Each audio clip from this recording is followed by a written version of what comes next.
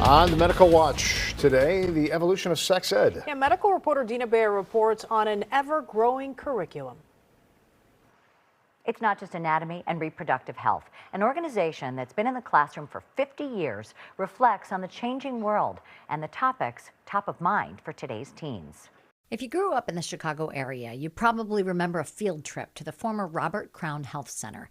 It's where students once learned the basics about the human body and reproductive health. Some of the same changes that young people go through during puberty, for example, are still some of those same changes. What has changed in the 5 decades since the organization began teaching sex ed, its name now called Candor Health, and the curriculum. With more of an emphasis on healthy relationships, boundaries, and consent.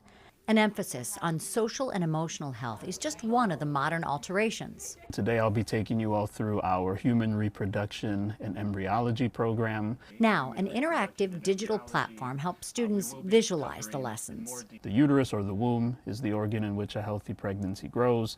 We want kids to be engaged, right? And how do we grab their attention now? We include, video clips, we include storyline, we include real life scenarios and examples that kids can relate to. Some of today's topics reflect trends fueled by social media and new freedoms. Legalization of marijuana, the prevalence of fentanyl, and letting them know that sometimes one chance experiment, or you don't have to be an addict to get into trouble with substance use. From substance abuse to sexually transmitted infections, safety is a staple in the curriculum.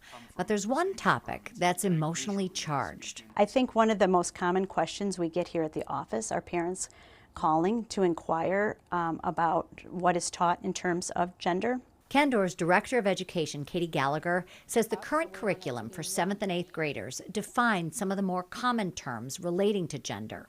Kids have questions about, what do we mean by gender expression? What do we mean about gender identity? What do we mean about sex assigned at birth?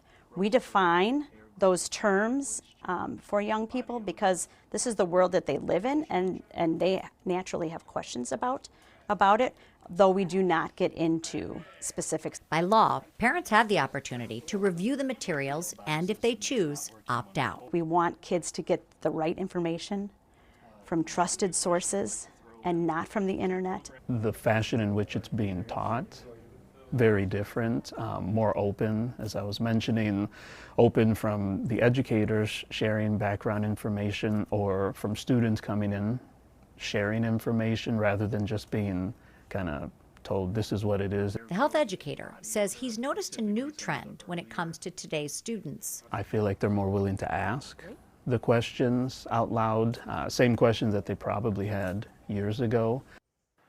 Is it working? According to the CDC, teen pregnancy rates are down, as is substance abuse among teens. Back to you.